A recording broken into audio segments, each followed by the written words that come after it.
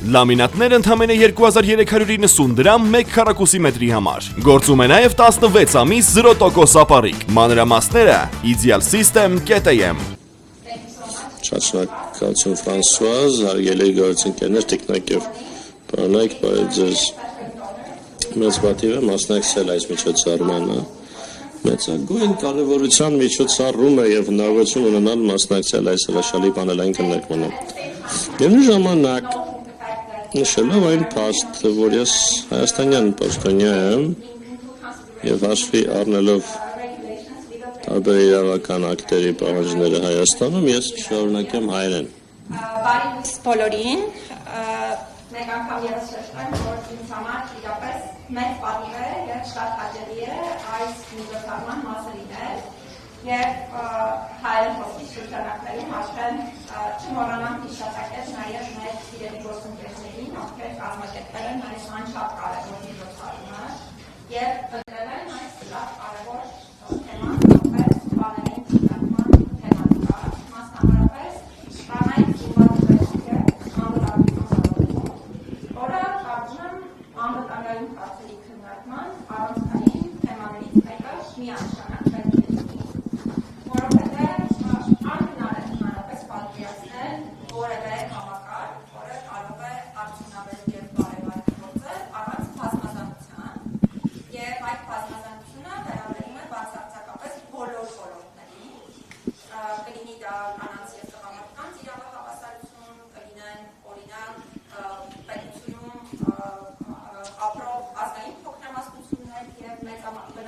մեծամասնությունը կազմող ազգություն եւ այլն, այսինքն այս բազմազանությունը մշտապես կարևոր է հանդուրժող համակարգ եւ բնականաբար նաեւ բարեվար համակարգ ունենալու դիտանկյունից։ Ըստ էության Տիկին Ժակոբը շատ ճիշտ շեշտադրեց, որ Հայաստանում եւ շատ այլ հասարակություններում մշտապես զինված ուժերը ընկալվել են որպես բացարձակապես տղամարդկանց համար եւ նրանց գործունեության համար արկա որոշակի համակարգ։ Եվ այսօր, երբ մենք աշխատում ենք այս խնդիրների ուղղությամբ, ըստ էության պետք է փորձենք խորքային պատճառները հասկանալ եւ պետք է փորձենք խորքային պատճառները նաեւ հաղթահարել, որովհետեւ եթե մենք պարզապես խոսենք խնդիրների մասին, քննադատություն հնչեցնենք թեմայի հետ կապված եւ այլն, վստահաբար խնդիրները չեն լուծվելու եւ շատ կարեւորում եմ Տիկին Ժակոբի հարցայտարումով, մասնավորապես կարծրատիպերը, որոնք մեր հասարակությունում գործում են այս ոլորտի առնչությամբ եւ այն քայլերը, որ պիտի միասին կարողանանք ձեռնարկել խնդիրները լուծելու համար։ Երբ թե ավելով չի լինի նշել, որ կանանց հետ կապված կարծրատիպերը, այո, շատ ընդհանուր են մեր հանրային միջավայրում եւ այդ բոլոր կարծրատիպերը ըստ էության վերաբերելի են նաեւ զինված ուժերում կանանց ներգրավվածության հետ կապված, բայց ես կուզենամ, քանի որ կարծում եմ, որ իրավահավասարության երաշխավորումը իրականում երկխոսություն է ենթադրում, այսինքն մենք պետք է կարողանանք հանրության հետ երկխոսել այս հարցի շուրջ։ Եվ ես ուզում եմ այստեղ հատուկ մի շեշտադրում անել, որ կարծում եմ, որ նաև տղամարդկանց հետ կապված կարծրատիպերն են բազմաթիվ մեր հասարակական միջավայրում եւ մենք պետք է փորձենք այս կարծրատիպերը համատեղ հաղթահարելով լուծել այն խնդիրները, որոնց առջև այսօր կանգնած ենք։ Ինչու է զինված ուժերը ըստ էության ընկալվում բացարձակ տղամարդկանց վերաբերելու համակարգ, որովհետեւ մշտապես տղամարդկանց վրա է, այդ սոցիալական դերը դրվել, այդ թվում օրինակ պաշտպանողական որոշակի գործառույթներ իրականացնելու եւ այլն, եւ կանանց տեսանկյունից էլ այն կարծրատիպն է առաջ քաշվել, թե որ նրանք ուժեղ չեն բավականաչափ, այդ միջավայրերում չեն կարող ներգրավել եւ այլն եւ այլն։ Կարծում եմ, որ այս կարծրատիպերը աշխարհի պատմությունն է ցույց տալիս արդեն, որ ըստ էության հստակ օրինակներով հաղթահարված է որպես այդպիսի, նկատի ունեմ աշխարհի դրամաչափով, եթե մենք հարցադրմանը մոտենանք, բայց ցավոք մեր հասարակությունում ամբողջապես հաղթահարված չեն եւ ես կուզենամ կարծրատիպերի մասին, քանի որ բոլորս պատկերացում ունենք, չեմ ուզենա ժամանակը կորցնել եւ հատուկ խոսել այդ կարծրատիպերի մասին, բայց կուզենամ մի քանի խնդիրների վերաբերյալ խոսել, որոնք կանանց հետ կապված մեր զինված ուժերում առկա են։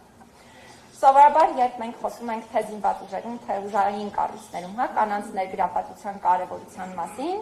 Առաջին բանը, որ մեզ ասում են, այն է, թե որ պիտի ուրեմն ամեն ինչ հավասար լինի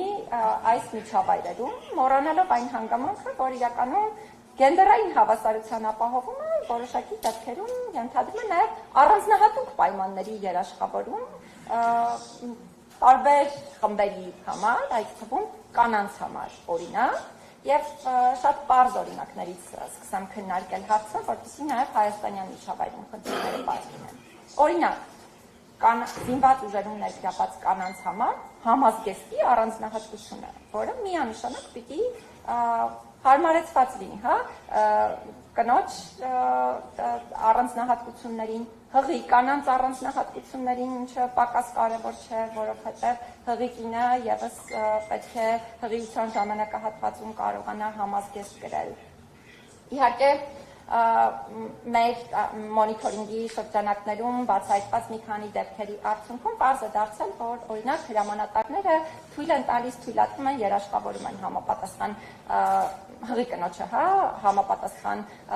հագուստի առկայություն, բայց սա ըստ էության հայեցողական հնարավորություն է, հետևաբար շատ կարևոր է, որպեսզի ի սկզբանե կինը, որն ընդգրկվում է զինված ուժերում եւ զինվորական ծառայություն է իրականացնում, իմանա, որ զինվորական հագուստը համապատասխանեցված է իր առանձնահատկություններին։ Խոսքը ընդ որում կարող է վերաբերել նաև բաճկոններին, սաղավարտներին, որոնք շատ ծանր են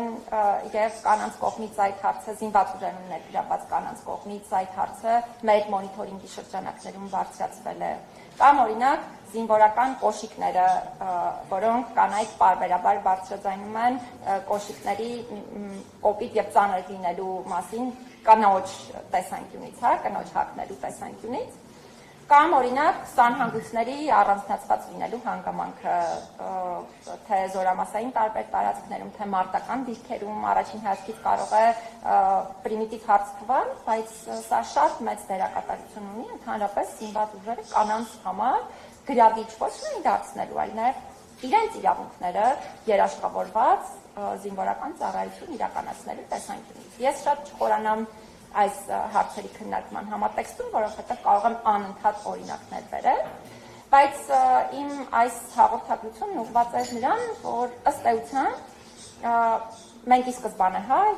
արդեն ասացինք, որ իրապես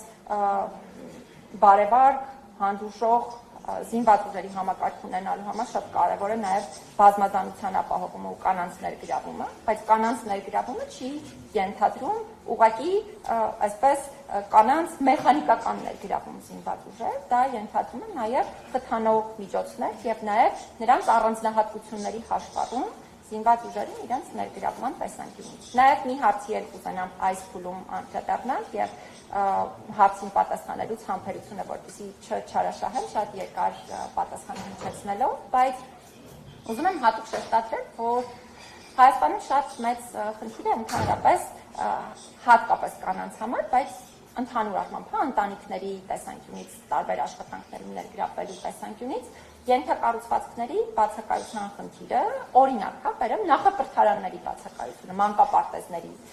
բացակայությունը, շատ պրիմիտիվ հասարակ օրինակ բերեմ այս համատեքստում։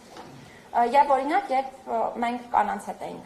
շփվում, ոչ միայն զինված ուժերում ներգրավված, նաև շատ այլ կանանց հետ առանձնազրույցների ընթացքում, երբ փորձում էինք բացահայտել նրանց բարդությունները, մարտահրավերները, տարբեր աշխատանքային բնակավարներում ներգրավվելու հետ կապված, բայց հատկապես նաև զինված ուժերում ներգրավված կանանց մասով, նրանք մշտապես բարձրաձայնում էին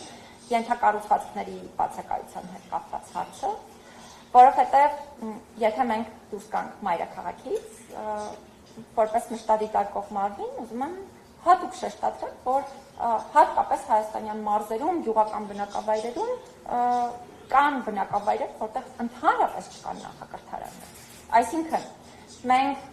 մի կողմից փորձում ենք երաշխավորել կանանց ներգրավվածությունը տարբեր բնակավարներում, ընտանիքում ընդհանրապես երեխայի խնամքի եւ դաստիարակության հետ կապված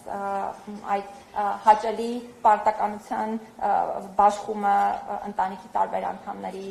ամուսինների միջև եւ այլն, բայց ըստ էության մենք նույնիսկ այն տարրական հասարակ պայմանները այս փուլում չենք կարողանում ապահովել։ Հետևաբար պետության տեսանկյունից շատ կարևոր է, որպեսզի այդ թվում զինված ուժերում կանանց ներգրավումը ոչ թե լինի պարզապես այսպես հռչակագրային գաղափար, այլ դրա հետ զուգահեռաբար այն խթանող մեթոդները իրացվեն, որոնք կարևոր են այս դիտանկյունից։ Ես նախակրթարանների մասին խոսեցի, բայց դարձյալ որպեսզի համբերությունը որևէ մեկի չչարաշահեմ, եթե հետաքրքիր լինի այլ խնդիրների վերաբերյալ ավելի մանրամասն կարող եմ խոսել։ Եվ վերջին հարցը, որին կարծրատիպերի հետ կապված հարցին անդրադառնալիս շատ կարճ կանդրադառնամ եւ կամփոփեմ, այն է, որ իրականում հատկապես կոնֆլիկտային տարածաշրջաններում եւ հետ կոնֆլիկտային իրավիճակում շատ կարեւոր է, որպեսզի կանանց կարծրատիպերի հաղթահարումը, հատկապես զինված ուժերին ծառայող կանանց կարծրատիպերի հաղթահարումը լինի նաեւ ընդհանուր օրակարգ, ոչ թե մի պետության համար, այլ տարբեր պետությունների համար, որովհետև հատկապես կոնֆլիկտային ժամանակահատվածում նաև մենք ենք դրա ականատեսը եղել, կին զինծառայողների նկատմամբ օրինակ խոշտանգումների վատ վերաբերմունքի դեպքերը, դրանք շատ առանձնահատուկ ձևաչափ են մշտապես ունենում։ Եվ մենք դրա ականատեսը եղել ենք, ըստ էության, նաև 2022 թվականի իրադարձությունների արդյունքում այդ թվում հայ կանանց նկատմամբ վերաբերմունքի համատեքստում, բայց կարծում եմ, որ սա ընդհանուր խնդիր է,